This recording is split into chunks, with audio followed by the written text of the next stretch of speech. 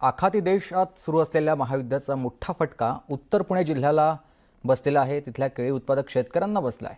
1700 एकरवरील केळीचं पीक धोक्यात आलेलं आहे. केळी पिकाची निर्यातच थांबल्यानं केळीचे बाजारभाव हे आता गडगडलेले असून 20 ते 22 रुपये किलोनं विकले जात आहेत.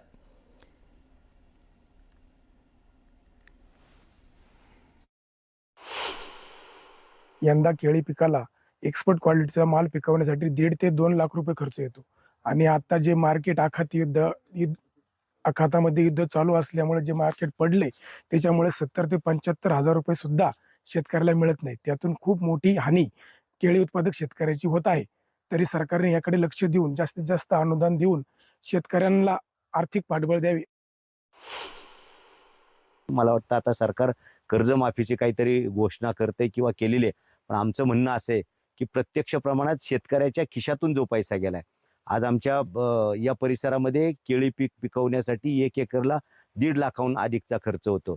आणि आज या प्लॉटमध्ये आपण पाहिलं सगळा माल काढणीला आलाय.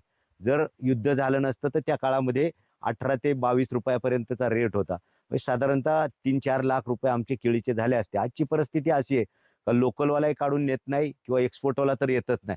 त्याच्यामुळे 70-80 हजार रुपये देखील म्हणजे भांडवल देखील अर्ध्यापेक्षा जास्तीचं आमचं कव्हर होत नाही.